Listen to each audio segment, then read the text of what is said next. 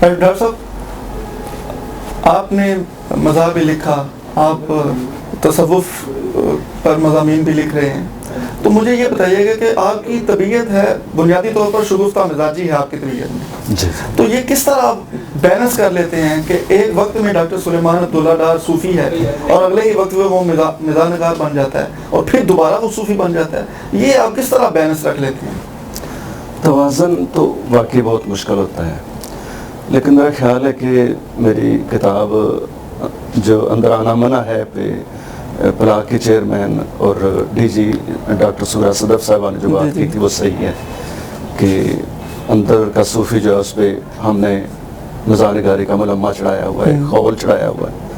تو یہ بہت سے ایسے لوگوں میں ہوتا ہے کہ جو اپنے اندر کی خبر نہیں ہونے دیتے، اپنے اوپر ایک خول چڑھا لیتے ہیں.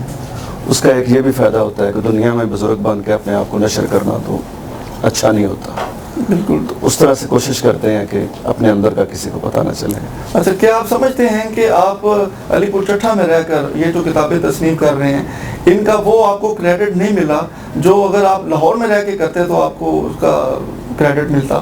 تو مضافاتی ادب کا بڑا ایک شور ہے بڑی مدت سے، اس بارے میں آپ کیا کہیں گے؟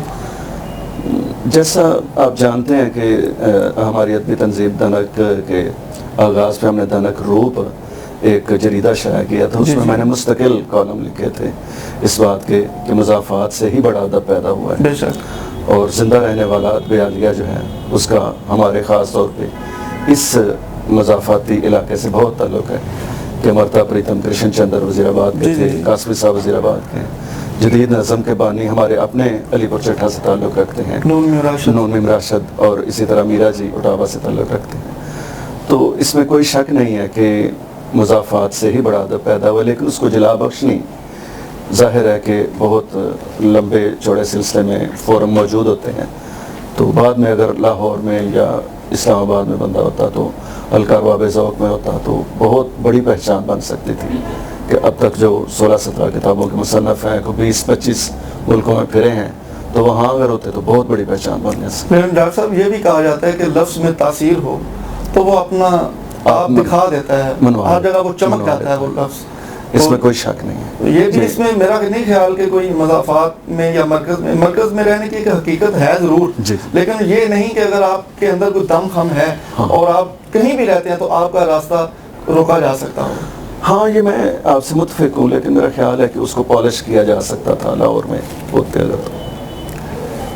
اچھا ڈاکٹر صاحب، آپ نے اپنے قلم سے جو کچھ لکھا اس سے آپ کتنے مطمئن ہیں، اور کیا آپ آئندہ مستقبل میں کیا چاہتے ہیں کہ آپ کیا لکھیں اس قلم سے؟ اللہ تعالیٰ کیا آپ سے، آپ کے خیال میں کام لینا چاہتا ہے قلم سے؟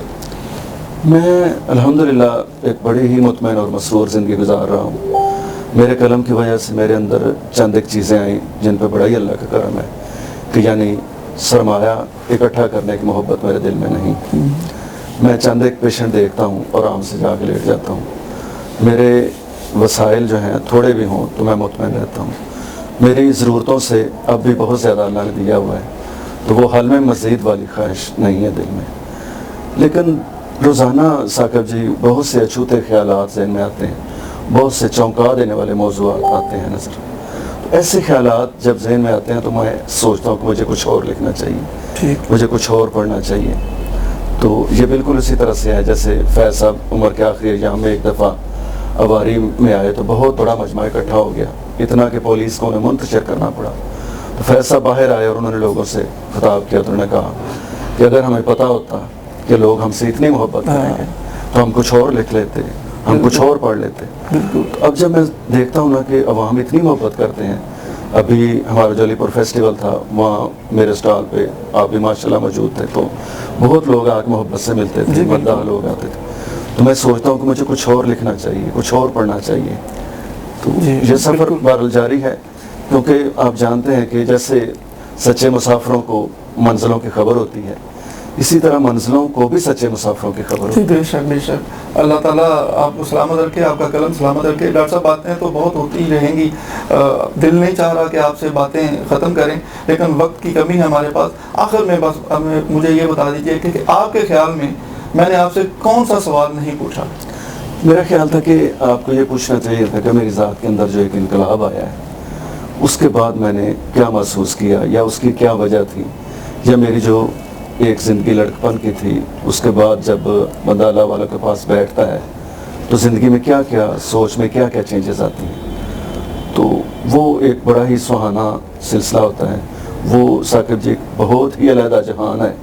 اس جہان کی اپنی نرالی کیفیات ہیں اور اس کی اپنے ہی خوبصورت سوچیں ہیں اور اس کے اپنے ہی خوبصورت لذتیں ہیں.